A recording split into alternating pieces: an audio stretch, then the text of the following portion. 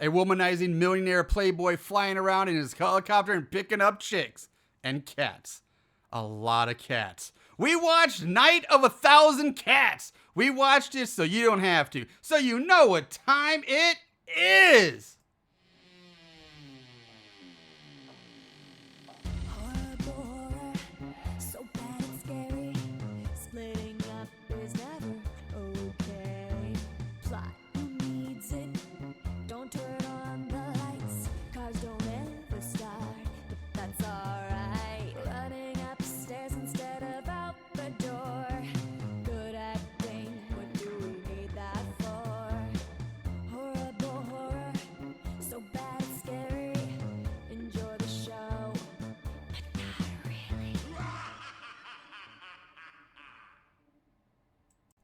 What's up, Moon Goons? Welcome to Horrible Horror, the podcast where we watch the worst of the worst in horror movies. Movies so bad they're scary. I'm your host, Lord Marshall Hampton. With me is my buddy, my co-host, my loyal subject, Mr. Aaron Southworth. Aaron, how are you doing on this fine Sunday afternoon? I'm doing okay, man. I got the second vaccine shot, the booster shot, so I am 100% vaccinated, feeling pretty good about that, pretty excited, but I am feeling a little down, like residual side effects. I got it yesterday, so I'm a little dragging ass a little bit, man.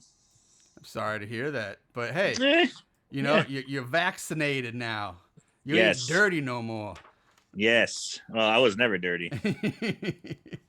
I was always clean. Now I'm pristine. All right. I don't really have much anything to really talk about before we jump into this week's movie. So I think we're just going to go ahead and go. This week we're doing Night of 1,000 Cats. I will say this. I am super excited to do this movie. This movie has been on my to-do list since we started the podcast 5 years ago. Because the backstory is Aaron found this on DVD probably 7, 8, maybe 10 years ago somewhere. Oh, no, it was 2006. 2000. Oh shit. I didn't realize you had that long. Okay. So probably 2005. Okay. But I think you picked up when you were still working at FYE. Yes, I managed the FYE. For those who don't know, it was a movie music store. Fucking awesome. I love that job. It was great. But you had to do the inventory, unbox the boxes, and put the new product on the shelves. And we always had kitschy, weird ass DVDs from time to time. And I came across Night of 1,000 Cats for $2.99, and I'm like, "Yep, I'm buying this." And so he watched it, or I believe he watched it the first time. I did. Yeah. He said, "This is terrible. It's garbage." And years later, I ended up borrowing it from him because he's like, dude, this is so bad, you have to see it. And I never got around to watching it on DVD, but I knew it was going to be bad. The DVD I still have in my possession somewhere, but I think it got boxed up and it's over in his storage locker or something. So I've never actually seen it. And then when we did the podcast, like, oh, I want to do that movie, but we're never going to find that again to get a second copy of the DVD, one for each of us, or be able to track this down. So like, well, whatever. And then friend of the show, Mr. Nachos McWerewolf from Here Comes the Spooky, one of the Dukes of Spook, he just randomly texts us in our little multi-person text conversation. It's like, dudes, have you seen this Night of 1,000 Cats movie? It's on Tubi right now. I was like, what? No way. So that's why, thanks to Tubi, and apparently it is actually on Amazon now too, if you want to rent it or buy it, but you can watch it for free on Tubi. And so I just stopped what we were doing this month and said, we're doing this movie right now. And I'm so excited to do it. Yeah, thanks a lot, Nachos. Way to go, pal.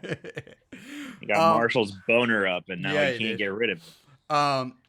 Apparently this is it's a foreign movie. It's also goes under the name Blood Feast, which is not to be confused with Blood Freak, Blood Beat, or the 1963 movie Blood Feast, or the 2016 Blood Feast. So, that's a lot of feasting on blood. The horror world has been doing. Yep. So Night of a You Thousand think they'd Cats. have an appetite for something else? This one, Night of a Thousand Cats, was released in November of 1974. Written by Rene Cardona Jr. and Mario A. Zacarias. Directed also by Rene Cardona Jr.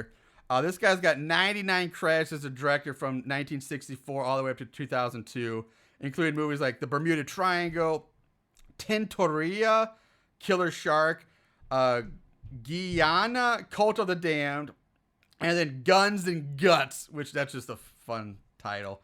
I do like that one, yeah. But they're pretty much all foreign movies. He's a foreign movie director, a Mexican. Yeah, when Hispanic. you say foreign movies, I wouldn't, I remember watching this in 2006, and I wasn't, or pardon me, 2005, and I wasn't super duper into horror at the time. But now, after watching like a lot of Fulci movies and the Italian giallos, I was like, oh, I think this is an Italian film. But when I watched it, it's a Mexican film. Yeah, it's actually Mexican. Yeah, which is a rarity. Yes. So that's, yeah, the guy does, Rene Cardona does a lot of Mexican, Hispanic, foreign, those type of foreign movies. I said, so you can find it on Tubi, Amazon, and possibly I saw something about being on the new Pluto TV platform, whatever that is. I don't have that one. I don't watch it, but supposedly it's there too. The cast, I'm only going to mention 3 people, even though you probably never heard of any of them, but our main guy, Hugo, is also played by Hugo Stiglitz. He's got 259 credits, so the guy's done some serious work, all foreign films. The only one maybe somebody might have seen or heard about in the horror world is a movie called Zombie Apocalypse. Then we have Kathy, played by Anjanette Comer. She's got 62 credits, pretty much all TV movies from the 70s and 80s and some one-and-done TV spots. And then Krista, played by Krista Linder. The only reason I mentioned her is because she was Miss Austria in 1962. So that's really about it. That's all you need to know. Austria. Yeah, not Mexico or Colombia or anything in Central or South. Yeah, Austria. Interesting. Yeah, man. And I find it interesting that the names of the characters often match the names of the people playing. Yes, I thought that was odd too. Yeah, that's really lazy, or a hell of a coincidence. Right. Like we. So here's we have the actors, the cast. Here's the character names. We're only gonna cast people if their names match the characters. Fuck that annoys them. If they're good actors, if they don't match the names, we ain't hiring them. But so I don't know if you have this in trivia or not, but I'm gonna go ahead and just say it. Hugo Stiglitz is a character in Inglourious Bastards. I did not know. He is, if you've seen Inglourious Bastards, there's the German Nazi who becomes a Nazi killer himself, and his name is Hugo Stiglitz. They burst him out of jail to kill more Nazis. It's kind of like this badass. But apparently Quentin Tarantino liked the actor Hugo Stiglitz and did a little tribute name for him. Did not know that. That did not come up in the trivia that I didn't find any really. So that's cool. Did not know that. Yeah. Very cool. All right, so let's get into this Night of a Thousand Cats. Meow. But I actually have my cat right next to me right now. We open. Let's see if I can give him a meow. Meow. Meow. No, he's just sniffing. Okay. Right. We open with several scenes of our main guy, Hugo, and some brunette bikini-clad chick just galvanizing around, just galvanetting around. They're just living it up. Galvanizing? Yeah, I don't know.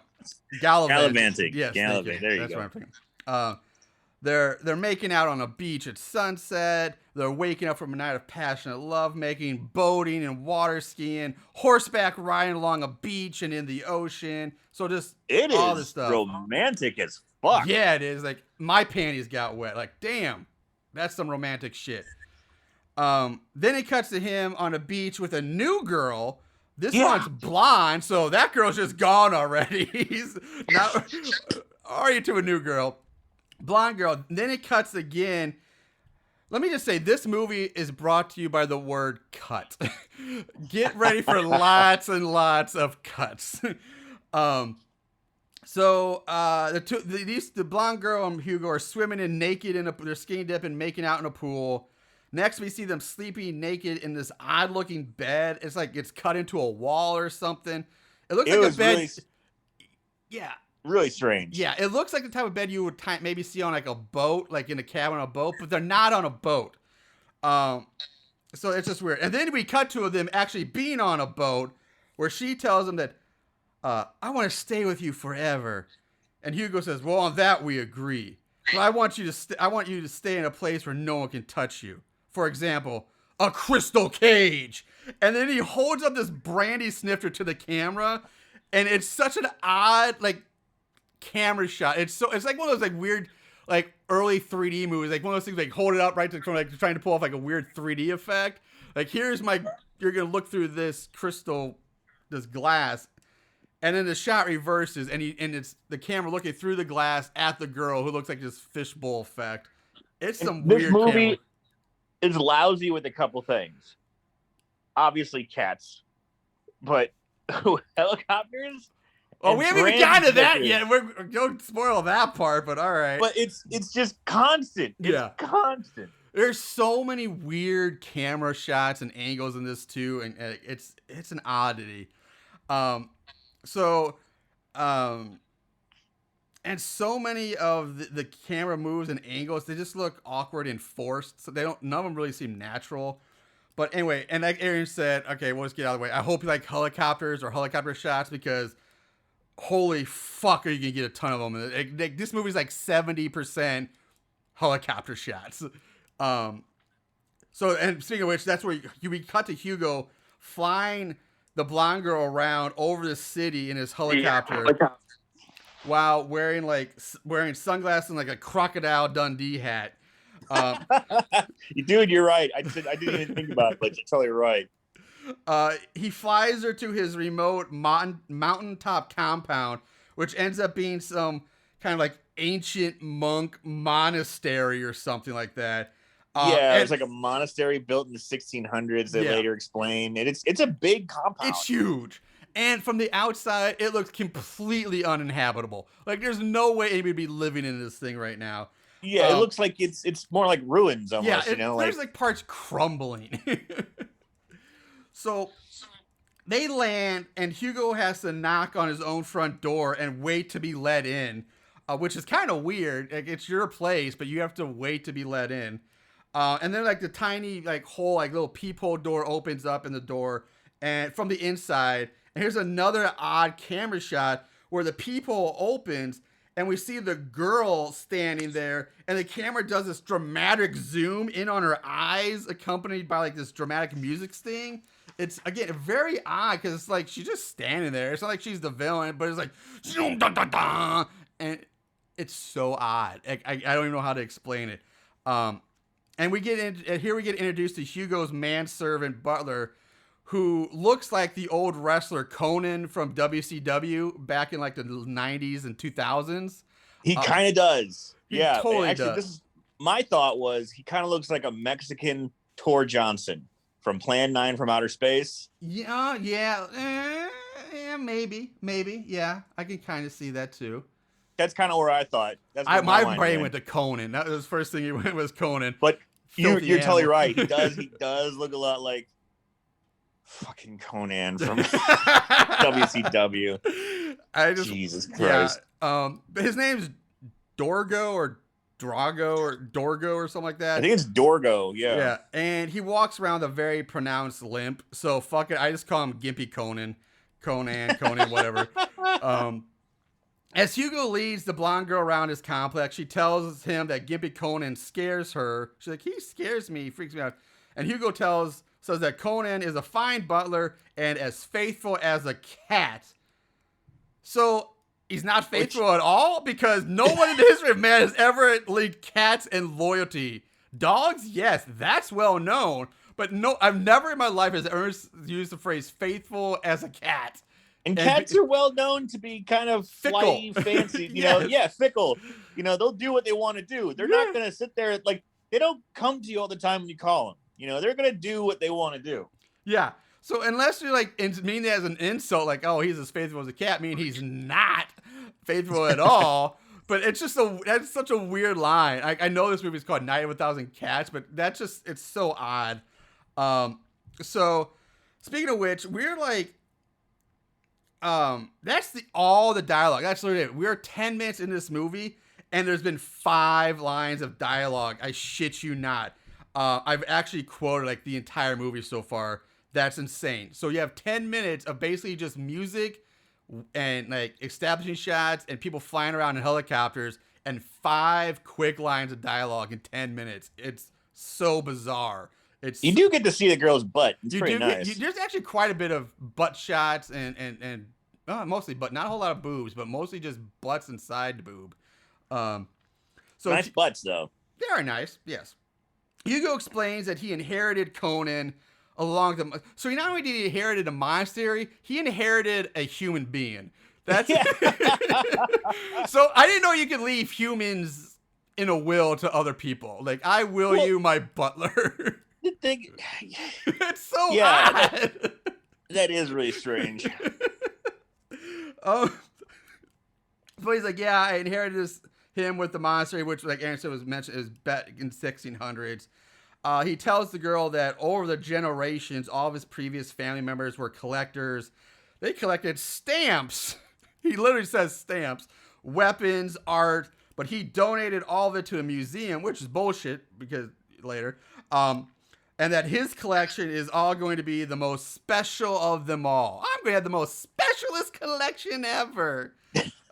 He's kind of following the Indiana Jones type there. It belongs in a museum. Yeah. Then they head to a small room where they sit down for a nice dinner. And God, the dialogue is so odd and weird, and it's so spaced out. And when they do speak, it just seems so God, just like so just fucking out of the blue. Like it just doesn't make sense, you know? Well, it's weird.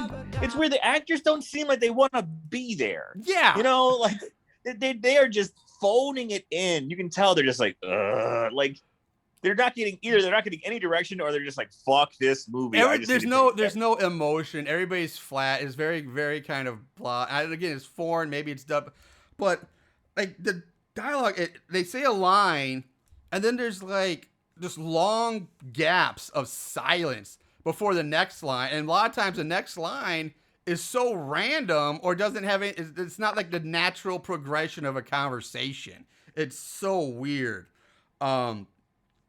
I don't know how to explain it. It's just so odd. But the girl asks if anyone else lives here, and Hugo says, oh, some charming and silent guests which you'll meet after dinner. In comes Gimpy Conan with a tray of food. Hugo and the girl sit down to eat. More long, drawn-out moments of silence as Conan just serves them their meal, and they sit there in silence just looking at each other. And that's gotta be fucking awkward as hell, just like a first date, because it seems to be. It's so weird. Hugo tells her that Conan is a master chef and that his specialty is meat. Yeah, it is. So that's another weird thing. My specialty is meat. Yeah. And then just more silence as they sit there and awkwardly eat in silence. It's so... You've never tasted anything so wonderful. So delicious. The silence is broken by a white cat that leaps up on the table from out fucking nowhere. Just... Hugo grabs the cat, and god damn is this hard to watch if you're an animal lover. Now, most people know about grabbing a cat like by the back of the neck, like right in the scruff, and that's kind of normal. That's how mom, they carry their kittens around. But that's not what happens here. I'm not even sure how to accurately describe this, but Hugo violently grabs the cat with one hand by its back skin, like right along the spine or something. Like just grabs like the loose back skin. And just carries the cat like that at like full arm extended down by his side, just dangling this cat by its back skin. This poor cat's like, meow, meow. It's not happy. It's probably hurting like hell. And so it's howling and meowing as it's in pain. Hugo's like, I'll be right back. And the girl's like, don't leave me here. I'll come with you. The girl follows Hugo out of the room. They enter this large room. And in the center of it is this giant chain link cage that holds like another 100 cats or so. There's like hundreds, at least 100 cats in there, and they're all like meow meow meow. Just a giant cacophony of cats going crazy. So Hugo walks up to the cage, and I'm not joking when I say this or over exaggerating at all. Hugo chucks the cat like a good 10 or 12, 15 feet up in the air and over this cage. And the cat's like, as it's thrown through the air. And Hugo, he throws this cat like it's a fucking grenade. Like it's just like this overhand, like whoosh. He launches this cat. And it goes like up 15 feet and like out another 25 feet over the cage. And he's in slow motion. Yes, and you see the cat spinning and twisting and meowing and howling. He's like, meow! And he lands on his feet, of course, because it's a cat. But he lands like in the cage with like these hundreds of other cats. And they're all going crazy and meowing and pawing at the cage. Some are trying to climb the cage. And again, the camera does this like dramatic zoom in on the girl's eyes. So many of these zooming shots in this movie, just zoom in on the girl's eyes. And then it just cuts to a close-up of a taxidermy cat as Hugo hands the girl the largest fucking brandy snifter I've ever seen in my life. Seriously, she has to use two hands to hold this thing to drink from it. It's like a fucking fishbowl. It's comically huge. It's gigantic. Comically huge. Like I remember one of my roommates in college had a snifter like that, and we just kept like bottle, like, you know, we'd tear off the beer tabs. And yeah, throw it it's in like something you put like wine corks in or collect things. Right. It's not meant. It's like so big. It's not meant for drinking out of. But it's hilarious. It's like yeah. I don't know if at the time this was like kind of a way to show, you know, like of elegance, but it just looks ridiculous. I mean, it just looks so hard ridiculous. to drink out. You'd lift it up, and I'm just imagining the opening. The glass is so like you just like it would just pour all over you. It's so big. Now, I know snifters are designed to open up and let like cognac or brandy or whatever you're drinking like breathe and you can swirl it around. But you don't need a fucking fishbowl. Yeah, it's a goddamn fishbowl. So then Hugo takes her on a tour of the rest of the place. He leads her down some stairs, and it looks like they're going down like into like legit like catacombs.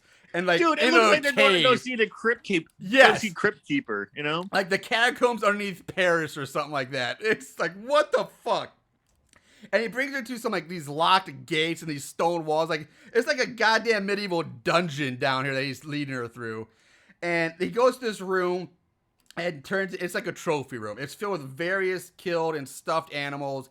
There's all these mounted animal heads along the wall. There's a giant mounted polar bear in a corner. And all along the walls are gun racks and guns hanging over the wall, which even though he just said all the weapons he donated to a museum, this lying motherfucker, there's guns everywhere in this room. Hugo tells them that they were all killed and stuffed by his grandfather. And she has his back to him, and he pulls this red sheet off of this stuff that's on a table. It's something that was covered up by a red sheet. He pulls the sheet off to reveal 3 severed heads in glass containers floating around like water or something.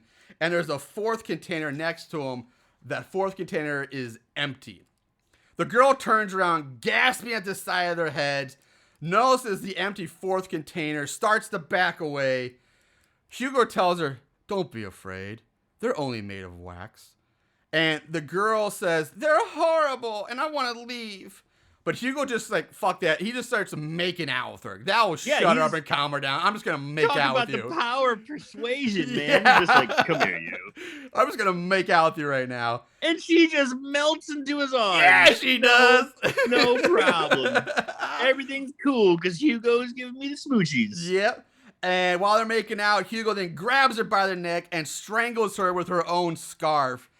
And again, we get one of these like nearly insta kills from a strangulation we've seen in many of these horror movies. It's like it takes a lot longer to strangle somebody to death than in like 2 seconds, which is basically what happens in this movie. It's just she's instant. It's pretty bad. It's yeah.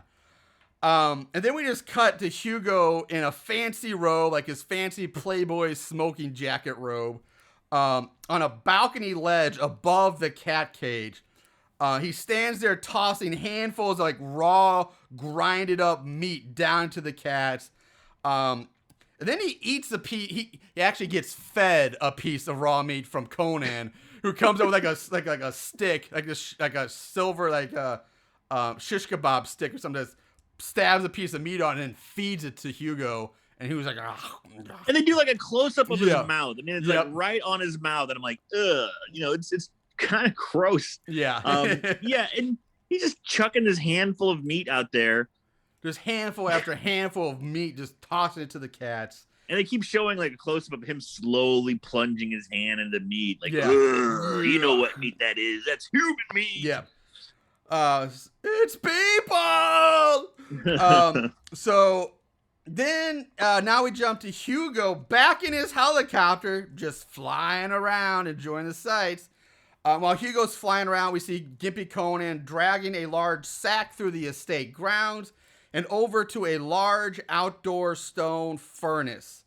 He opens the hatch, shoves the sack into the fire, and as he does, the blonde girl's scarf falls out of the sack, which he picks up, smells, and decides to keep for himself. You know what? I gotta say, Gimpy Conan, probably the best actor in the movie. The guy who doesn't even speak. Because at least he smiles, he reacts, he has different facial expressions. That's true. Because no one else does. No, Hugo's facial expressions like never fucking change. It's like his whole face is just paralyzed in the same expression throughout the whole movie. It's like that motherfucker had boats. It's like he's one of the housewives. He's got so much Botox, he can't even smile. Exactly. So I'm a little confused here at this pit because obviously that what was supposed to be in that sack, right? Because we're supposed to assume that the blonde girl's body, which Conan was burning, to dispose of, was in the sack. But then we also assume that the meat Hugo's feeding the cats is the girl's grinded up body too. So which is it? Did they grind her up and feed her to the cats, or did they shove her into the furnace? Because that sack is huge. It's like human size. So there's no it's like what? Like, did they? I don't get it. I understand you got to get rid of like bones and parts you don't use and organs, but the bag is going to be way smaller. Way small. Yeah, if it's just bones and stuff, then you could fit that in like a hefty garbage bag. I mean, Dexter did that shit all the time. There's one garbage bag, throw it in the ocean, you're good. This is like a giant, like 6 foot long sack, or at least 4 to 5 feet long. Maybe he's got some other garbage in there. He's just taking one trip. He's just making one trip. So anyway, we go back to Playboy Hugo Stark here, flying around and spying on women. Like, guys, I'm not kidding. This shit gets fucking bonkers. It's so fucking insane. I mean, the balls and sheer narcissism of this Hugo guy is off the charts. He's basically just cruising around and looking for chicks like guys did back in like the 50s or 60s, or hell, even in the 80s when they would drive around to all the local hotspots in town in their souped up car, leaning out the window trying to pick up chicks. Only he's doing that in a fucking helicopter. That's what's happening throughout this whole movie. He's seriously scoping out women who are sunbathing in their backyards just by hovering over them for this, and not like hundreds of feet up. No, he comes like right down to like 10 feet above their head and just hovers over them while they're laying there sunbathing. Like this, it's insane. Shit's flying around everywhere. They're like covering their ears. Their hair's blowing all in their face. Towels are flowing everywhere. And they're just like, oh, you scamp. Yeah, he does this. He flies all over town doing this to various girls. He's got like a peeping Tom routine. Yeah, like it's insane. It's insanity, and it's fucking awesome. Like I can't wrap my head around it. It's so crazy. It's just so cool. So he comes to this large, rich family's house where he spots a young girl waving to him by the pool. And we're talking like 8 years old, maybe 10. The mother of the girl comes over to her, and they both stand there looking up and waving at Hugo like, hi. And the mother has this big, like, fuck me smile on her face. She's like, yeah, she's getting wet. She's got the fuck me smile. She's a lake from the waist down. Yes. Hugo then lowers the chopper over their pool. Like, it seriously looks like he's going to land in their pool. That's how low he He's gets. literally feet above their pool, and like you can see water spray, like fine mist flying around, and the shit's just flying all over, and they're just standing there like, "Oh hi!" I'd be like, "What the fuck, you goddamn terrorist!" Yeah, he's a fucking suburban terrorist right now, and they don't know who this guy is. They've never seen him before, and there's like hi, and then he just flies right back straight up into the air. It's so great. And the mom tells the daughter, "Hey, let's go say goodbye to your father." But does Hugo just fly off? Nope. He's just hovering above them, watching as the father drives away and doing. And I love how the father doesn't give zero fucks. Zero he just doesn't fucks. care. He's oblivious. He like glances at a helicopter once, like, "Huh, look at that. There's a helicopter. All right, not gonna imagine that there's a helicopter hovering over my house, staring weirdly at my wife and child. But I gotta go. Shit. Bye. So Hugo finally moves on after the mother and daughter going back into the house. So he moves on. He's gonna go stalk some other woman. So he comes to this. Now he comes to like this high-rise apartment building, like some like penthouse type style shit. And he spots a naked, dark-haired lady exiting her bathroom, covering up just with wearing a towel. Basically, she's coming out of a shower. And again, he just hovers outside her bedroom window and watches her as she's basically naked coming out of the shower and starts blowing her kisses. And she's just like, And it's so odd. It's the craziest shit, man.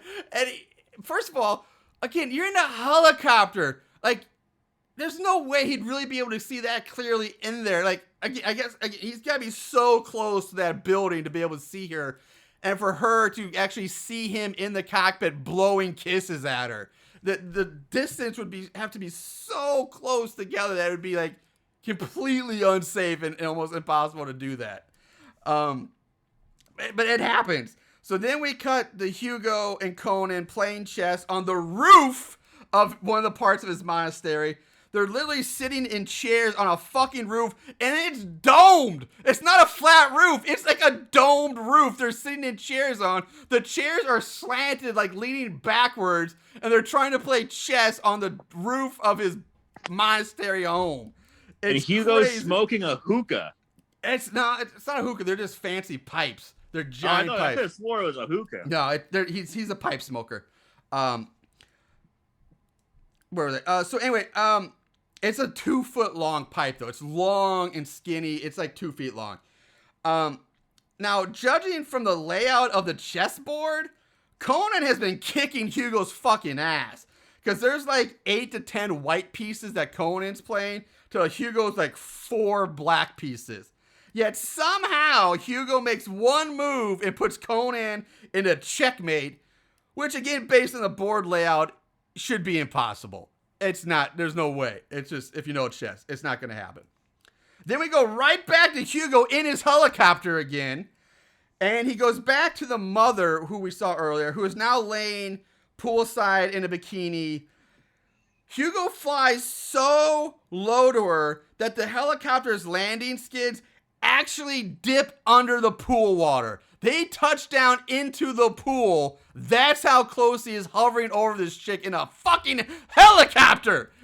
And she's right there. She's right there next to the pool. So dangerous. It's so dangerous. So dangerous.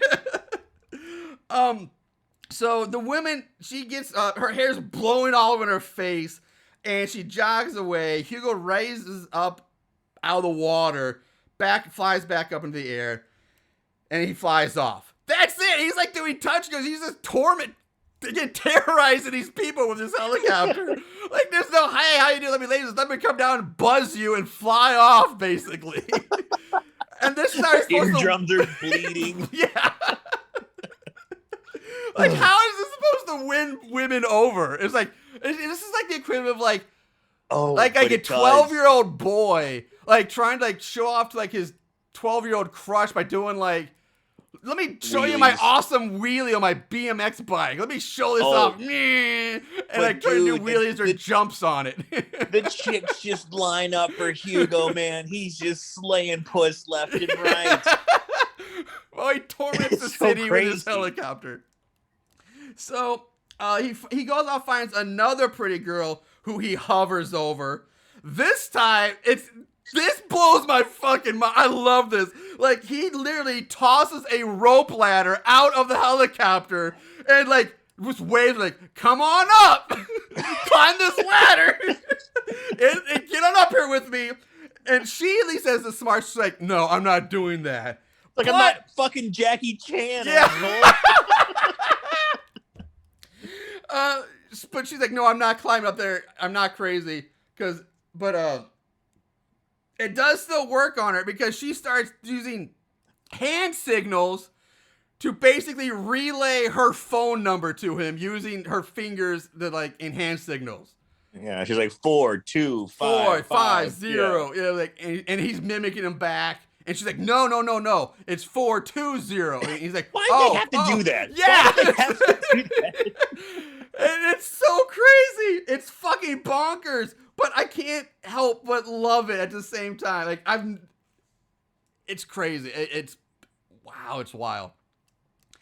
Then it cuts to Hugo sitting on a motorcycle now, stroking his mustache while he's stalking the mom again. He's sitting outside their house, watching the mother who helps her daughter onto the school bus. And keep in mind, like, you see this stuff in movies where, like, people are staking out a house in a car, like maybe like across the street or maybe half a block down, trying to be kind of in the alley. Yeah, like being hidden incognito. That ain't Hugo's style. He's doing it in blatantly plain sight, like 20 feet away from, on a loud revving motorcycle. Just dude, it's kind of on point. It's kind of on brand. It's kind of on brand for Hugo. He's doing his fucking helicopter. Yeah, right. It's on brand. Yeah, he's just in your face. He gives zero fucks. Zero fucks. Like I'm watching you. And so, the girl gets in the school bus. The bus leaves. The mom gets in her car, drives away, drives right past Hugo, who, like I said, is like, I don't know, 10 feet from her. Yeah, they don't even like exchange glances. No. She just drives right past, like she doesn't see him. Yeah, which is bullshit. And then Hugo turns around and follows her and like drives after her.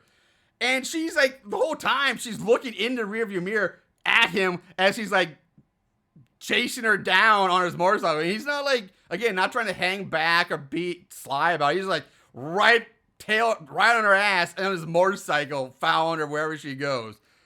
There's some creepy fucking shit, man, but somehow the girls love him in this. And to get even weirder, like the point that he's truly stalking her and following her, we cut to the mom at a golf course, like at a driving range, hitting golf balls. And in the driving range spot right next to her is Hugo hitting golf balls. Where did he get golf clubs from? He was on a motorcycle. You can't carry a golf bag on a motorcycle. But there he is hitting golf clubs, balls with his clubs. And it's insanity. He's like flexing his golf game at her. Like, yeah, look at me. I'm Tiger fucking Woods.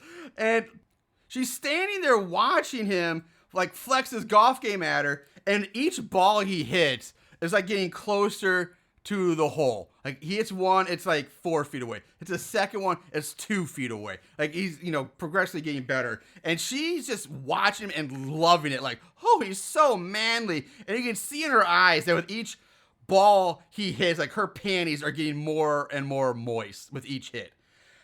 Hugo looks over at her. She likes her teeth sharp and her beehole moist. Yeah. Hugo looks over at her, and they both stand there looking at each other for a minute. And then there's a quick shot, like 2 golf balls that go into the hole at the same time, which is like, oh, okay, that's a weird. Like, okay, that's just odd. Kind of like it's it's not like, so subtle. Yeah, that exactly. Gonna get fucked. Yeah, she's getting her hole in one or something. I don't know. At least an eagle, okay? Yeah, at least an eagle. So we go back to Hugo in his chopper again, hovering over the mother's house. This is like the 3rd time now he's stalking her again. And she comes outside wearing a bikini. Now Hugo tosses a baby doll out of his cockpit that has a tiny parachute attached to it. The doll falls down into the arms of the daughter, who stands there and waves up to Hugo like, hi. And what am I saying? I don't know. So again, the mom, sploosh. She just was like, yeah. God damn, this guy's game is strong. Yeah, and Hugo locks eyes with the mother, who, by the way, still has no name. We don't know what her fucking name is. Not that it matters.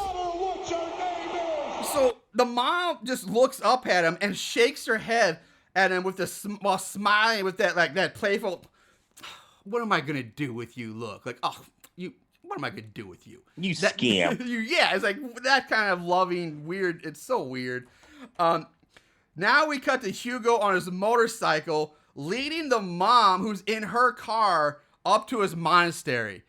So how is he going back and where's his motorcycle? Is he flying back to he's in the helicopter. Does he fly home, get the motorcycle, drive back to the mom's house to pick her up, and so she can follow him back to his place?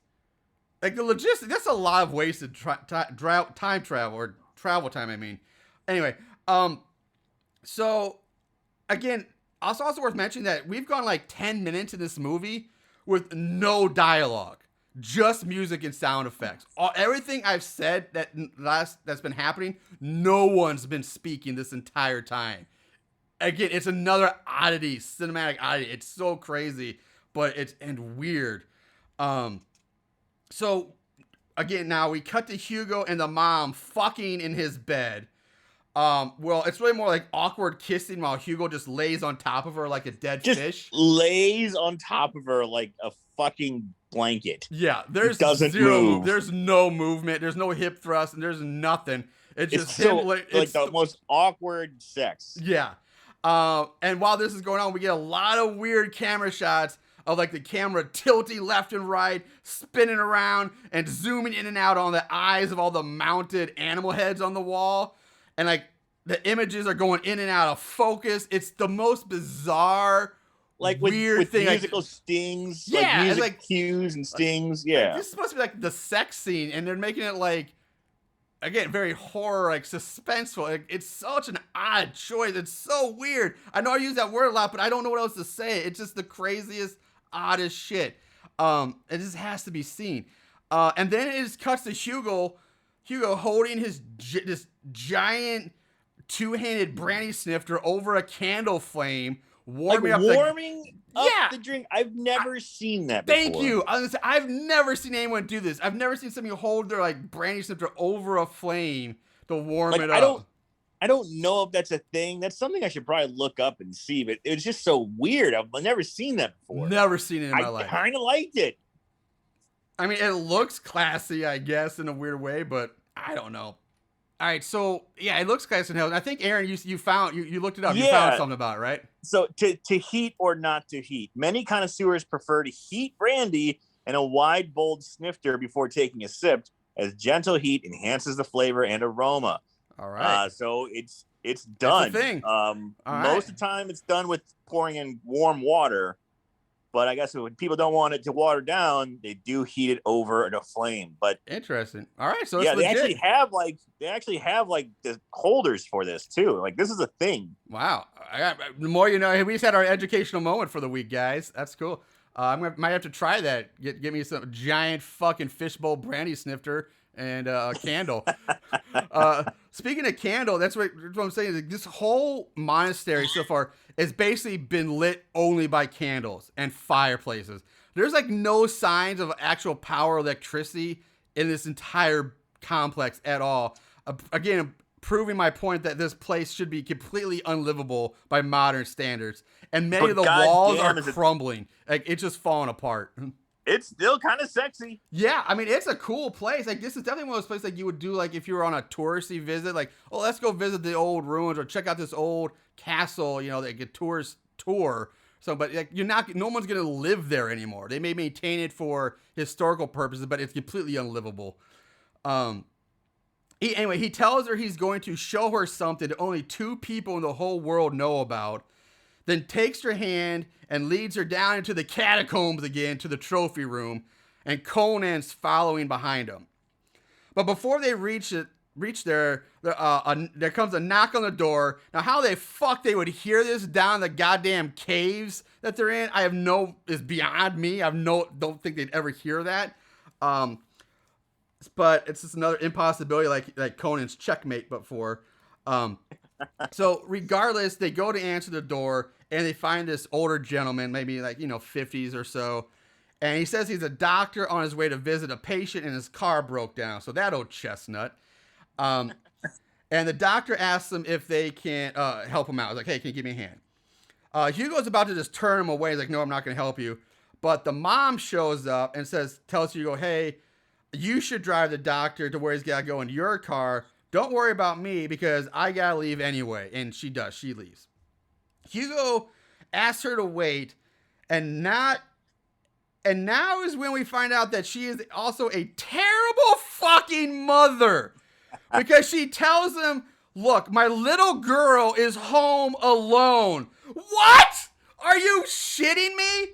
This bitch left her 8-year-old daughter home alone so she could go get her pussy stuffed like the dead animals hanging on Hugo's walls? Are you kidding me?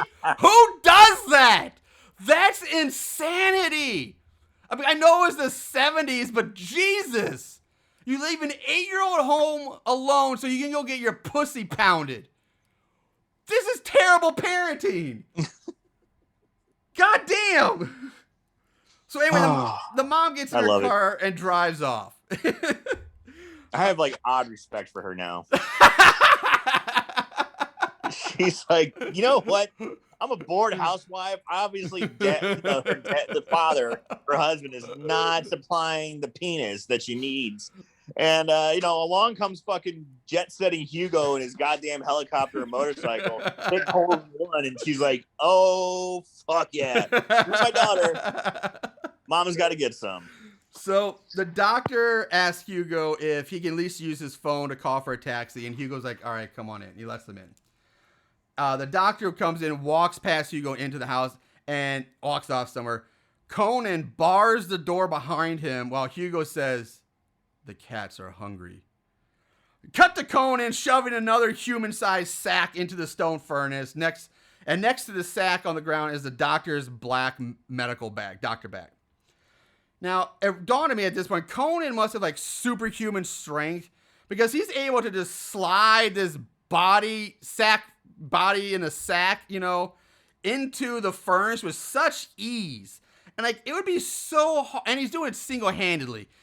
It would be so hard to do that. And he's just whoop, in there. Full-grown human body with a limp, dead weight, and at the angle getting caught in the lip of the furnace. He's just tosses it in there with ease. You are picking those nits.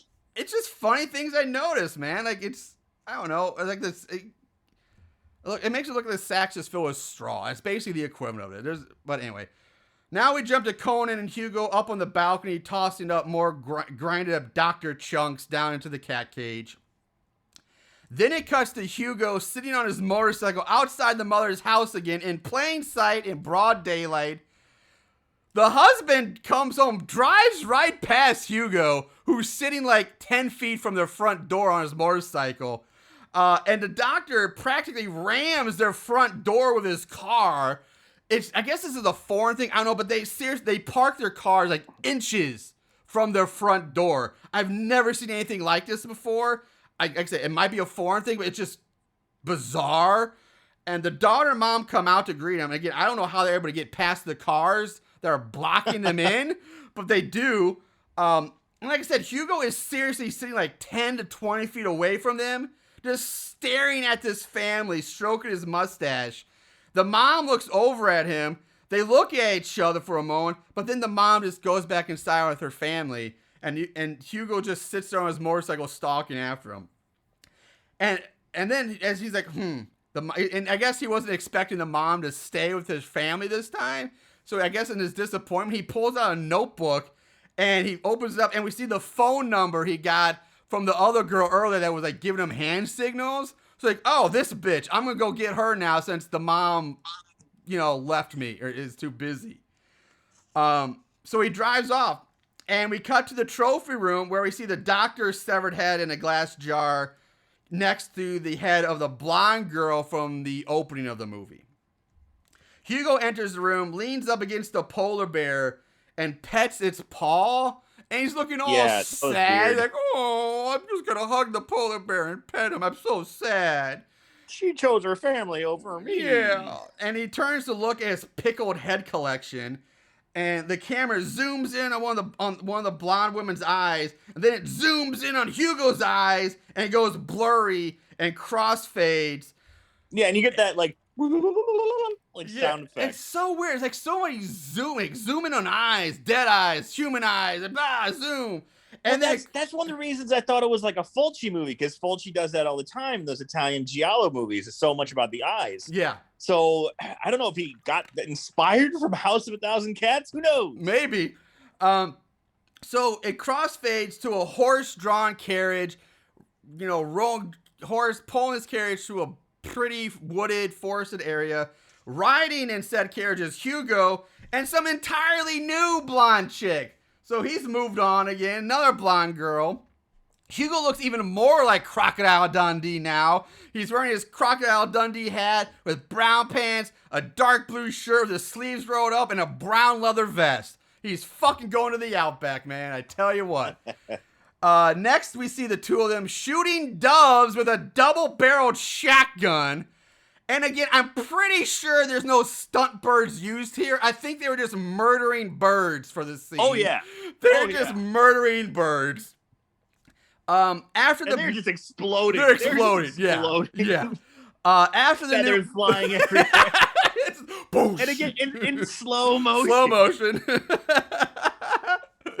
After this new blonde girl murders a dove, the two of them start making out. Like, yeah, I just killed this animal. Let's make out. It gets me all hot. So now we jump to Conan tending to the gardens where he clips. They make a big deal to show him that he's clipping this big white flower bundle thing. Hugo shows up, picks up the clipped flower, and says, "No, Drogo, not her." And next we see Hugo and the girl kissing outside somewhere on the compound property. Hugo tells her he's made a decision, the most beautiful one of his life. Then they make out some more. Before he tells her that he's going to bring her something that he thinks will make her very happy. Hugo then walks off, goes inside, leaving her alone, holding the clipped flowers. And she starts wandering around the grounds.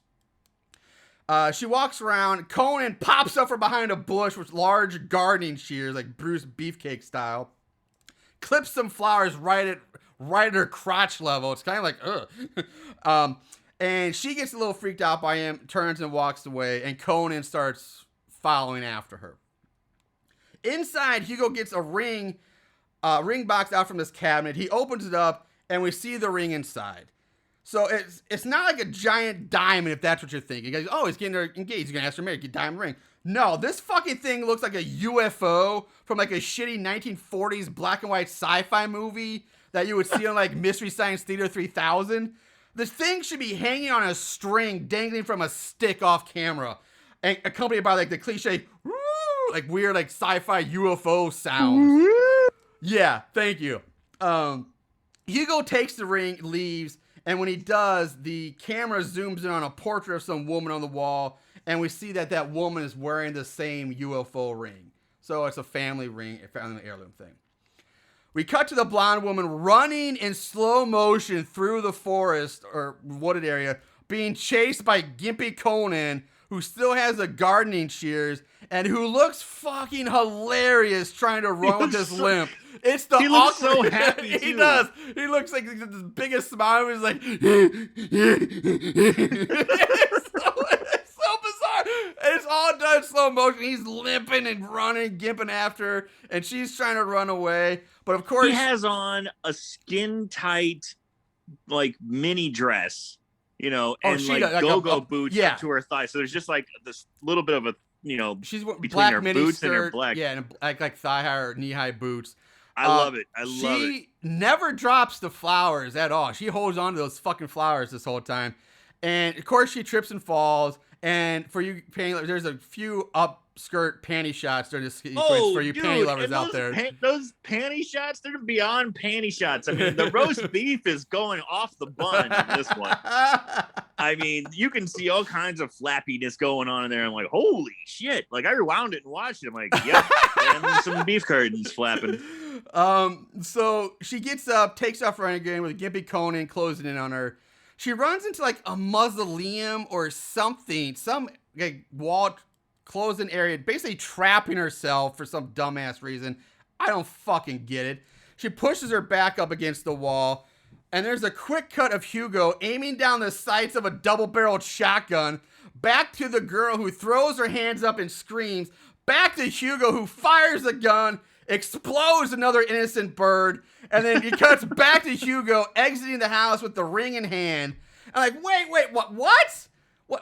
Huh? Well, how does the timeline here work? So Hugo went inside to get the ring, but then instead of going right back to the girl who we assume he's going to propose to, like, I gotta go propose her. I get the ring and go propose her. He decides to take a detour to go bird murdering, which had to be outside. He had to be outside to do it, but then we see him exiting the house again, so he should already be outside. It's this, the continuity here makes zero fucking sense. It just, why is he inside and outside and murdering birds? He should have gotten the ring and gone straight back to her, but he doesn't. It's nonsense. But it's wonderful at the same time. I don't know what's going on. Next is a shot of Conan tossing a dead bird into the cat cage, but then it cuts right to him right back outside carrying the blonde girl's dead body, and Conan is smiling, looking so proud of himself as he's carrying his body through the woods. We cut to Hugo back in the trophy room, standing in front of his pickled head collection, looking at the head of a blonde woman. I think we're supposed to believe that this is the woman that was just killed by Conan. But yeah, like there's a flashback or something. Yeah, but the problem is that this head has been there for a while. It's the same one that they use for the opening blonde girl's head. Well, and that's a different girl. That's what I'm saying. I thought it was supposed to be like a flashback. I don't think it's a flashback at all. I think it's just I totally thought it was a flashback. They did the fade out and they did a woo music, like crazy music. It's a different girl. Like it's a shitty head. That's all it is. Well, the head's the same. It's a shitty head, but I'm saying the girl that just died and the girl that died in the opening are two different girls. Oh yeah, they're different girls. But they show the same head. Like, it's supposed to be the same head for both girls. That's what's weird. That's what I'm like. Nope. You're wrong. The first girl, the one who got killed by strangulation, she sees the three heads in the jar and the one that's empty. The one in the middle, that is the girl that they just did the flashback for. But they don't show her face. They show the face of the blonde girl from the opening. Whatever. I don't know. It's fucking confusing. Maybe you're right. I don't know. It probably doesn't matter, but it's confusing. I don't know who's it really doesn't matter. So now we go back to the mother who's in bed getting fucked by her husband, and he fucks just like Hugo, just a slab of meat flopping around on top of her. And even though she's a terrible fucking mom, at this point, I feel a little sorry for her if this is this quality of sex she's getting. Because every guy just lays on fucking top of her and does nothing. Who knows? Maybe that's what she likes. Maybe that's what she tells him to do. Maybe, but at the same time, she ain't doing anything either, except for oddly and awkwardly rubbing their back occasionally while she just lays there with them on top of them. These are the worst and laziest sex scenes I've ever seen in my life. While she's getting banged by her husband, she starts having flashbacks or visions of Hugo and all the mounted animal heads that were staring at her while she was getting banged by him earlier. And then we get more zooming in close-up shots of her eyes, which then cut to the eyes of a toy stuffed animal in her daughter's room. The daughter gets startled awake by a black cat that jumps on her. As soon as the daughter wakes up screaming for mommy, it cuts to Hugo jolting up in the bed of another woman. This is the one that I think he nearly landed his helicopter on top of earlier. That wasn't the mom, but the different one he landed the helicopter on. And holy shit balls, the camera cuts here are fucking amazing. So try to follow along with this. It's what I'm going to explain. It's out of this world. Oh God. So we start. You're breaking down literal shots, dude. Because I hate you. If no one's gonna watch this movie, but you have to see the insanity of this, and the camera work is like nothing I've ever seen. So we start out in the bedroom where he jolts awake, right? And she asks him if everything's okay, and he says, "I have a headache." Cut to the two of them on a brown couch now in like a living room. He's wearing like white shorts or a towel, and she's wearing this very fancy, elaborate white lingerie thing. Looks wonderful. And he asks her what she's thinking about.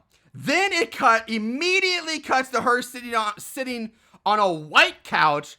Hugo is now standing up across the room and says how wonderful, and she says how wonderful things have gone between us. Cut to Hugo lying on a pool chair, poolside, saying, "You know something? I'm going to do everything in my power to keep you near me." The girl's now wearing a red and yellow bikini, lounging in a pool chair next to him. Then cut to them in the pool. She says, "I really hope you can find some way to do that." To which Hugo says, "All things have a beginning and an ending, and nothing can change the fact that life ends with death." At this point, the phone rings and it seems picks up, but break that shit down in your head. I have never seen so many camera cuts and scene changes in mid-conversation. From one line of dialogue to a next, they change outfits, they change locations in mid-conversation. It's insane. It's bonkers, but it's fucking a sight to behold. Who directs that and edits that shit together? What is happening? It's just, wow. Wow. Anyway, the phone rings. I can't take this. I don't know. It's fucking incredible. She gets out of the pool, answers the phone, and her phone conversation dialogue is comically bad. It goes like this. "Hello? Good Lord. Yes? How are you? I'm fine. Where? Wonderful. I'll be right over." That's basically the phone conversation. She hangs up, starts to leave.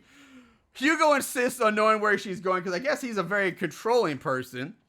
And she tells him that she has to go see the guy who pays for all this and to please lock the door when he leaves and then call me some other day. What? So she's like a fucking hooker? Like she's like a sugar baby? There's some dude, some rich guy who's paying for all this shit. And now some guy's paying for her luxury penthouse, her pool, her clothes, while she's like banging Hugo on the side. And then Hugo gets pissed off that she's banging her sugar daddy. This is insanity. This is the most amazing wackiness of all. Like it's so weird. I love it. It's fucking bonkers. Well, yeah. Hugo's so butthurt by this, but he's the same thing. Like he's banging all these other women, and like. I don't know. It's so wow. Yeah, but then he like doggy paddles over to the side of the pool. Oh my! He wows over to the pool. Thank you. The girl leaves.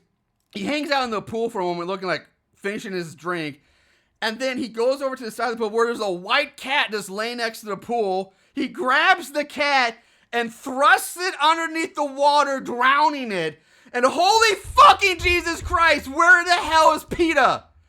Because I know we don't actually see the cat drown completely. I really hope they didn't murder the cat for this, but they definitely hold that poor cat under the water for at least a few seconds.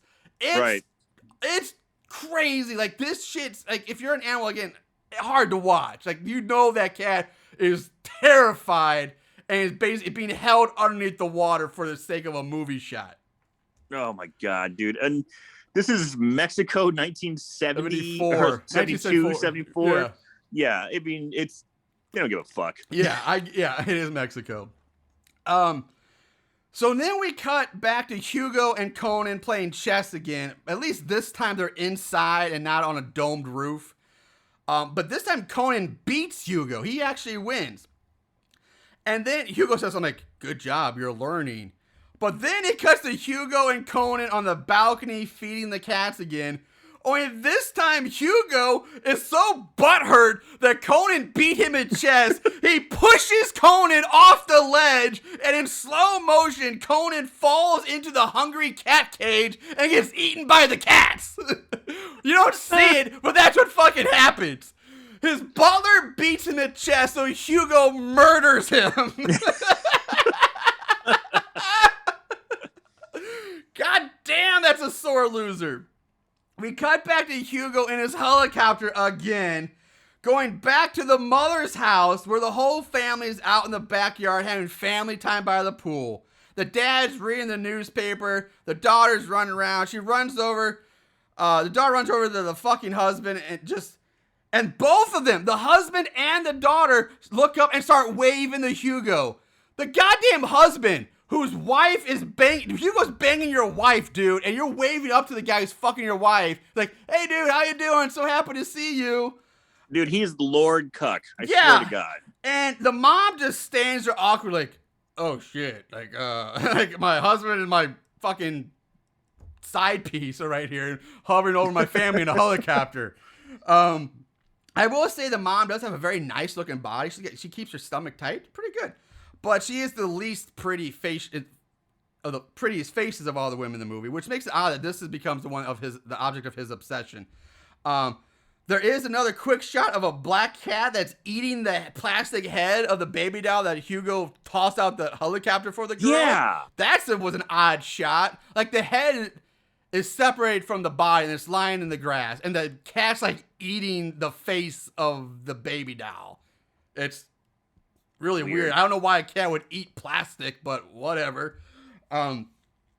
So now we cut to a beach. The waves crash up against the shoreline, and Hugo and another different girl are walking on the beach after some scuba diving.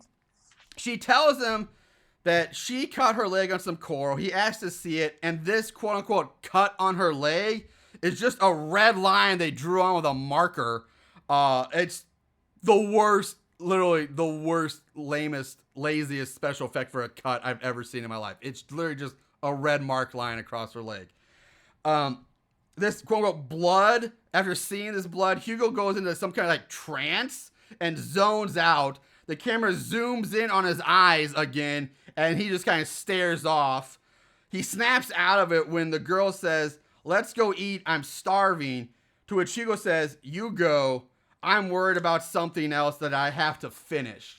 So he's obsessed with one of the other women that he has got to go deal with. And then Hugo just leaves her on the beach. She just leaves her there. We never see her again. We cut to Hugo and another different girl now, cruising down a waterway in a small fishing boat. Like, there's so many women. How does he have time for all this? What is he Hugo, doing? Man. But He's like, Hugo. Does he not work? I guess he just lives off his money, like family money. Because like, what is he doing? Like, he is just, I don't know. This is his job. This is his job. So they're going, I think, a small, like one of those like little green fishing boats, little outboard motor things. You know, one of those. They're going down this waterway in that. He takes her out to this middle of like this lagoon or something and stops the boat. She asks him, why did they stop here? And he tells her, this is the perfect place. And she's like, no, it's getting late. I want to go back. Hugo tells her, it's already too late. I found the right piece for my collection. The girl looks down and sees like this fishing spear, like this 3-pointed fishing spear pointing at her. She leaps out of the boat, tries to run to shore through the water. Hugo chucks the spear at her but misses. And instead of leaping out of the boat to chase after, which would make more sense, he takes the time to start the engine back up with like 3 pulls of the cord, spins the boat, has to loop the whole boat around to chase after her. She makes it to shore, and Hugo rams the boat like basically into the shore and like leaps off of it right before it rams into a log or something. It's crazy. It's pretty slick. It is pretty slick, but it's crazy. The girl runs off into like the palm tree forest, and Hugo gives chase. I will give credit to this girl because she is pretty much hauling ass pretty damn well, considering she's barefoot through like this sandy forest. Like there's like Yeah. logs and rocks and stuff, and she's barefoot and she's hauling. But for some dumbass reason, I don't understand why she would do this. She leaps, she dives back into the water. What the fuck are you doing? I don't get it. So because it easily allows Hugo just to jump basically on top of her, and he catches her instantly as soon as she does that. And he grabs her, strangles her, and then drowns her, does like a drowning, strangling combination. She's dead. We cut back to the families, the mother, the father, the family's house. The mother and her husband exit out the front doors. Again, both cars are parked just inches from their fucking door. I don't know how they get out. The dad, oh, a second. Where was I? I lost my notes. They get in her car. They both get into her car and drive off while Hugo is stalking them from above in the helicopter again. The daughter sees Hugo and starts waving up to him. And then it cuts to a shot where we see the daughter is now sitting next to Hugo in the chopper, and he's flying them over his compound. Like, oh shit, he just kidnapped the daughter now. He's gonna kill the daughter. Yeah. That's my first. That's what, of course you think. He's gonna kill the daughter. Then we cut to some shots of the hungry cats in the cage, all meowing, meowing, looking up like somebody would be above them, like they, like we've seen before. Like, oh shit, he's feeding the daughter to the cats now. And then we go back to the mom returning home. Only this time she's alone. The dad, the father, husband is not with her anymore. So I guess she dropped him off somewhere. She comes inside, starts calling out for her daughter. Of course, she's not getting a response. The house is empty. But that's when she hears the helicopter outside. So she runs outside and sees her daughter climbing down the rope ladder, and she runs off to play.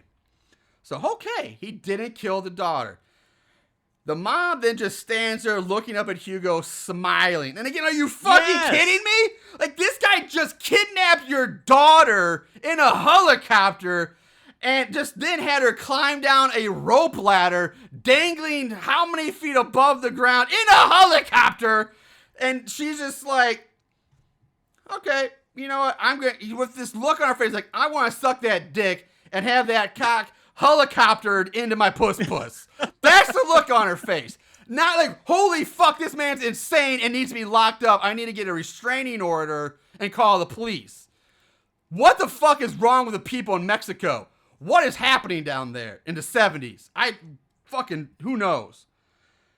Cut to Hugo and the mom now lounging on a giant pile of pillows on the floor in his bedroom. So she has again left her daughter home alone because the dad wasn't there. She has now for the second time left her kid alone so she can go play porn star fuck buddy with Hugo.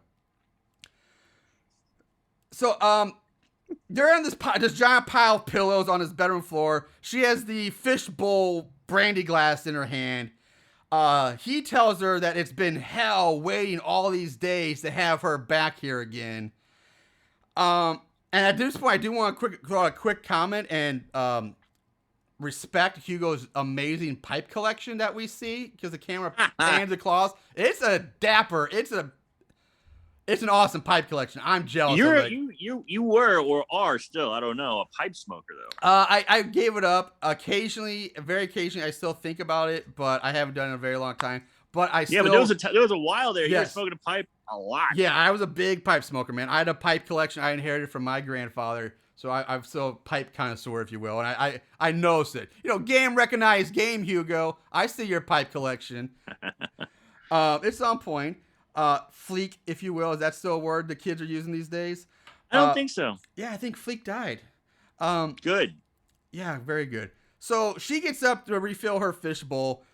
He kisses her and says, let's finish what we started the other night. So he leads her back down to the trophy room through the catacombs. He tells her he's going to show her something wonderful. His collection, that there's only one person in the world that knows about it. So he's basically giving the wink, nudge, nudge to us that Drago is dead, or Drago, or whatever his name is dead. Well, she picks up on that. The funny thing is, like we mentioned before, the whole place is lit with candles and fires. it takes a lot of work, and it makes sense if you had a servant who'd do that. So that means Hugo Now has to get all this shit prepped ahead of time. Yep. He's got to have all those candles burning. He's got to cook his own meat now, chomp up his own bodies. Yeah, he should have thought that one through a bit more. Right. But the girl picks up on that because she says only one. The other night you said there were 2 people who knew about it. Hugo, at this point, he don't give a damn about anything because he says that's true. There were 2 people, Dorgo and myself, but now he's part of my collection. And Hugo points to his pickled head in jars collection. The mom turns around to see it, and we see Conan's head in one of the jars now. Now, I will say the fake heads are actually better looking than the severed heads than I thought we were going to get in this movie. I thought they were going to be absolute garbage. I mean, they're not great by any stretch of the imagination, but they're better than I thought they would be. And they're better than some of the severed heads we've seen in much newer movies we've done on this show. Yeah. So I will give them credit for that. And the faces actually somewhat resemble the people they were supposed to belong to. Right? Yeah. They're not like drastically like comically off, which has been a big problem in some other movies. So anyway, the mom, she never screams. She doesn't there's like 5 heads in jars, and she doesn't scream. But she's clearly terrified now. Hugo starts to approach her. She throws the giant brandy sniffer in his face, which shatters and leaves a large cut on Hugo's cheek. I fucking love it. I love that part because she throws it like into the camera. It's like right. It's like almost like a POV shot. Yes. And but it's just so funny because like that's a great move. You have this giant piece of glass, like it's gonna break and shatter. And it was like so funny to see it used as a weapon. Yeah. So the mom... I wish you would have finished it though. I wish you would have been like, gulp, smash. No, yeah, there's still like brandy in it when she throws it at him. Yeah, that would have been so awesome if she was like, "Fuck you, gulp." I'm drinking your wine first. I'm drinking your booze, and then I'm gonna throw it at you.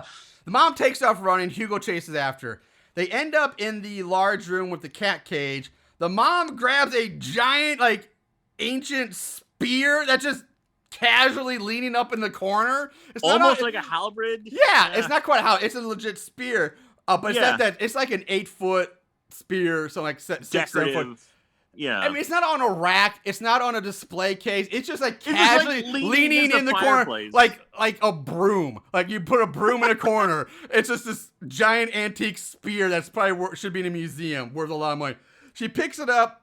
She throws it at Hugo, but misses. However, the spear hits the cat cage and punctures the fence, which allows all the hungry cats to escape.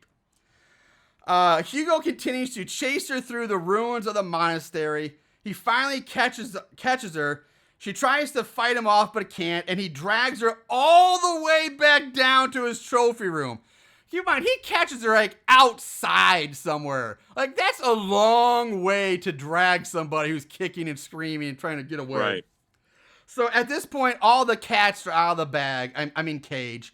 And it's so funny seeing the cats like cram out of this cage. Yeah. Some of them are like, fuck you, I'm going to take my time. Just slowly walking out. Other ones are like sprinting out, like, get me the fuck out of here. It's such a fucking mess. It's because they're cats. You can't trade. Like, they do what they want. I love it. Yes. So, Hugo has her down in the trophy room. He has her pinned up against the wall. When he hears the sounds of all the howling cats rushing down the stairs at him, it's like, and when you say rushing, they are flying down the stairs. It's like a fucking wild river, like a dam burst. Yeah. And it's instead of water smashing against the rocks and coming towards its conclusion, it's fucking cats. Yeah. It's a goddamn sea of cats just flooding down the stairs. So at this point, where was it? He releases the mom as all the cats start leaping onto Hugo, and so many cats jump on him. It knocks him off his feet. He falls over a chair and onto the floor. He crashes the floor where all the cats like pounce on Hugo and start clawing at him and eating at him. And dude, there's people off screen chucking That's cats. what I'm about to say. At this point, cats are just being flung around. There's cats flying all over the room, and they're meow, meow, just flying this way, flying that way. The mom's trying to hide behind this chair. Just grabbing cats and throwing. Yes, I love it. Somebody's throwing cats at the mom who's like trying to dodge cats, like a dodgeball or something like that. And except I just love the idea, like you said, just the imagery in my head, like crew members right off camera just chucking cats at these people, chasing down cats, and just throw another cat. And like these are all real cats. So they're not fake. They're just like real cats being chucked and hurled at people from off screen. Hugo's lying on the floor screaming, covered in blood and cats. The mom runs out of the room. The murderous, ravenous pride of cats chases after her. The mom makes it to the front gates but finds them locked. She struggles with the keys, but she does manage to get them open. And she escapes to her car, which she gets in, and she drives away. We cut back to the trophy room. The camera pans across all the severed heads in the jars as we hear cats meowing and howling. And the camera comes to the last jar, which is empty. That was meant for the mother's head. And the camera looks through the glass, and we see Hugo dead on the floor, surrounded and covered by all the cats. Fade to black. Roll credits. That's Night of 1,000 Cats. Good Lord. Fucking A, what a trip. Goddamn. So, all right, that's it. Let's move on to this week's favorite kills. Don't act like you didn't love it. Favorite kill. So, the kills, really not a whole lot. Pretty weak, but yeah. We always got to pick one. So, where are you going, Warren? Where are you going with this one? I guess I'm gonna go with the chick who was in the outboard motor boat and ran through the forest and got drowned in the river or the riverbank. Right. Okay. That would be my favorite kill because it is a good chase scene. She's pretty hot, so it's nice to look at her. But it's, the murder itself is actually kind of long. It takes a while for him to kill her. So instead, like we had that insta kill before, and this one takes a while. Yeah, that's what I'm saying. They got that one right. Like he's strangling her, he drowned her, it's back and forth. He's struggling. It's pretty. That's more realistic. And then the first one just like insta kill from a scarf. So I think that's my favorite kill. All right, mine.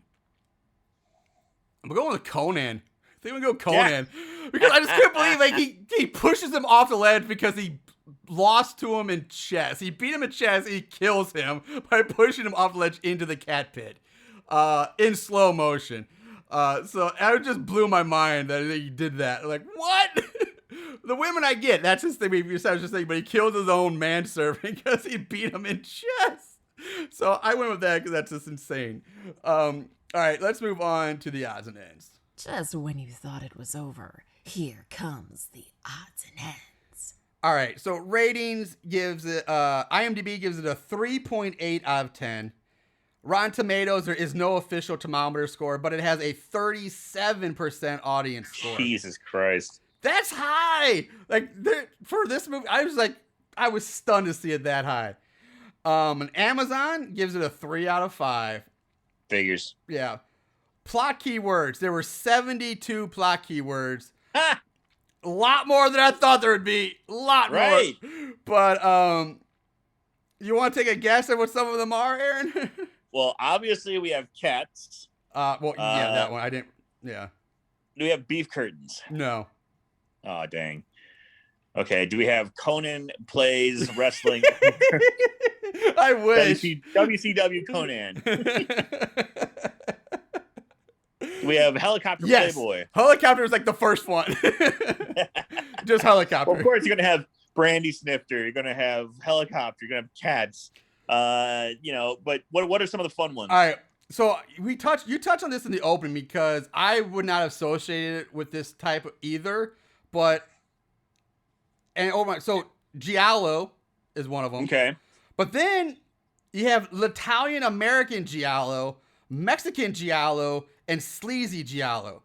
And that made me go, because to me, maybe I'm wrong, but to me, giallo was purely Italian. Like it was just an Italian thing.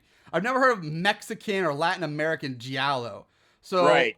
that was weird to me. So now I'm even more confused about what the fuck giallo is. Like what actually classifies as giallo? It's just a foreign horror movie. Because to me that's what it is. It's just it's a foreign horror movie, so it's automatically giallo. Like I don't get it. It's that style where they like the eye shots, the beautiful Crazy women, camera work. You know, a lot of violence towards women. The type of camera work. I mean, I think that's always been like giallo-esque, you know. I get okay. It's so funny because we're in the horror game and we're just like, yeah, whatever. Yeah. Well, I've never said we are experts in the field. We just like watching we are not. There's hundreds and hundreds of other podcasts that if you want the real legit breakdown, serious talk, that's fine. We do the shit and we have fun doing it. That's what we do. So other ones. This one came back. Psychotronic film. Psychotronic. Yes. Psychotronic. I still don't know what that is. Psychotronic. I still don't know what that is either, but I love seeing it pop up. Cat tossing is a clocky word. Yeah. Bare breast, female nudity. Upskirt. No panties. We didn't get the panties, but we got upskirt, so that's close. I like this one. Checkmate was a plot keyword. And so was Bad Loser, which made sense now because I watched this before I watched the movie. Like, oh, okay, Bad Loser. Now I get why they put that one in there. That's hilarious. Yes. And Dead Women with Open Eyes was another plot keyword. And there's a bunch of other more common ones I skipped over, obviously. But all right. So now I didn't have any trivia, but you had a nice piece about the character's name in Inglourious Bastards. Yeah, actually, I have another little piece of trivia also. So this, from what I understand, this movie was actually filmed and released in Mexico in 1972. Then it was brought to the United States in 74, but when it came from Mexico to the United States, it lost about 30 minutes of film. So this movie was 30 minutes longer. Well, that's kind of that makes sense because this movie right now, as is that you'll watch on Tubi or Amazon, is only an hour and 2 minutes long. It's really short. And like I said, of that hour and 2 minutes, about 60 to 70% of that, there is no dialogue, just music and Hugo flying around in a helicopter. So I can't imagine how much longer this movie would feel with another 30 minutes attached to it and what that footage would be. Is it more women killing? Is it better kills? Or is it just more helicopter scenes? I would throw myself into those fucking blades. I swear to God. If this movie was another 30 minutes longer. So I did write down the taglines for this movie because they're hilarious. And were cheesy. One of them was funny. I thought they were just crazy. So one is, when the cats are hungry, run for your lives. You know, not run for your life, but yes, you get it. Pray you have 9 lives. And this one's just weird and kind of bulky. Alone, only a harmless pet. But 1,000 strong, they become a man-eating machine. I love that. I don't know why, but I love that. It's like 78 cats. It's not 1,000 cats. No, there's not 1,000 cats in this movie. It's maybe 100 at best. Maybe 100. Anyway, moving on. The budget, I couldn't find the budget for this movie. I found a budget on Wikipedia. You did? I did. Okay, cool. So it's flipping the script, motherfucker. All right, hold on. I don't know where my budget theme music is right now. I don't have it loaded up. Fuck. Okay, I'll just do this one. Hold on. They spent how much? The budget game. All right, we'll do it that way. All right. Fuck. I think this might be a first. I think this is a first. All right, so made in 1972 in Mexico. Now, is this in pesos or dollars? I think this is in bullshit because I couldn't believe it. All right, well then that helps me. All right, we got the fucking helicopter flying scenes. That's primary of the movie.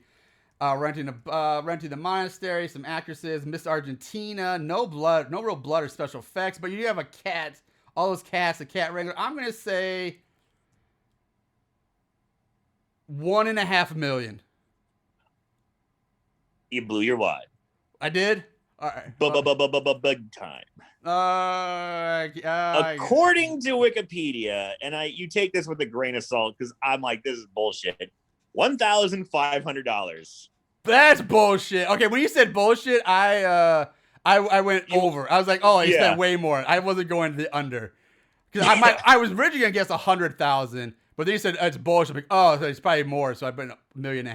I don't know if that was a typo. That had to be a typo. Somebody left out some ones. It says $1,500. I'm like, there's no fucking way. Maybe 10,500, but there's no way that was 1,000. Now you can't even get a helicopter for that. I'm gonna actually probably think that it was 150,000. 150? Yeah, probably at minimum 150. Because I was gonna guess 100,000. That was my guess before he said it's bullshit, and I jacked it up to 1 million. So yeah, 100. I would say I was 100,000. I would think about in that ballpark would make sense. That'd be my guess too. Yeah. But yeah, when I saw that, I'm like, well, someone fucked up. Somebody made a typo. All right, so let's move on to Mortal Kombat. Combat. At the end of this day, one shall stand, one shall fall.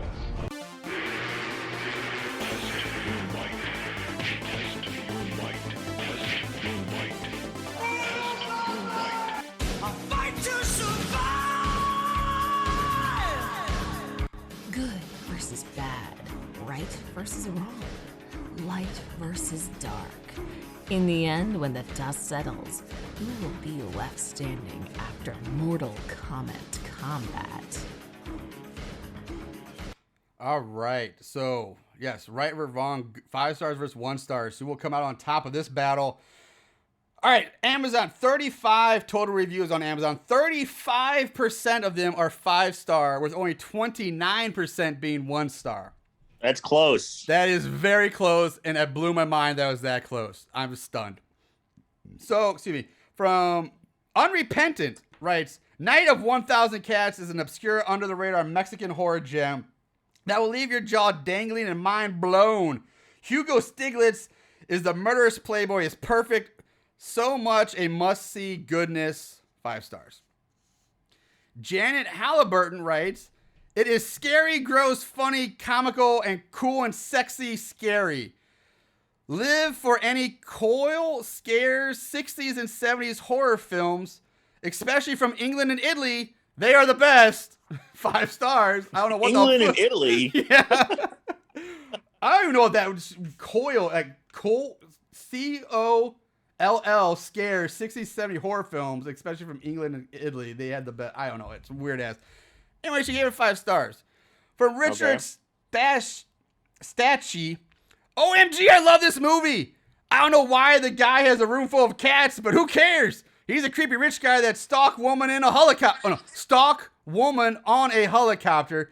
Yes, he stalks them while flying, so a room of cats is typical for his craziness. I love the story and wish there was more like this, or maybe something I could be rewriting in the near future. 5 stars. Also, Movie Guy chimes in on this one again. Oh, shit. He wrote a very long-winded thing where basically just wrote about the entire movie from start to finish. So I skipped almost all of it and focused on his last paragraph. Hugo cruises the city in his helicopter looking for chicks the way a teen cruises the town in an old Ford. For mental stimulation, Hugo plays Drogo in chess, and I don't think either one knows anything about the game. With 4 badly placed black pieces on the board, Hugo's able to checkmate Drogo, who has at least 4 more moves to get out of it. And once in, Hugo tosses a rope ladder out of his helicopter, expecting a woman to just climb on in. What I really enjoyed were the muscle machines everyone drove in this film. To be honest, I have never seen a pride of kittens hunt and kill in a pact. Just an amazing movie all around. 5 star on the Mystery Science Theater 3000 scale. Sex, brief nudity, Crystal Linder. Warning, do not attempt to watch unless in an altered state, to be viewed by experienced illicit material users only.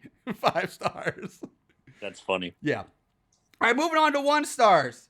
Elizabeth Staggs writes, it was horrible. Couldn't watch after I first saw how they handled the cats and how they were contained. 1 star. Lindsay P. This was boring and awful movie. 1 star.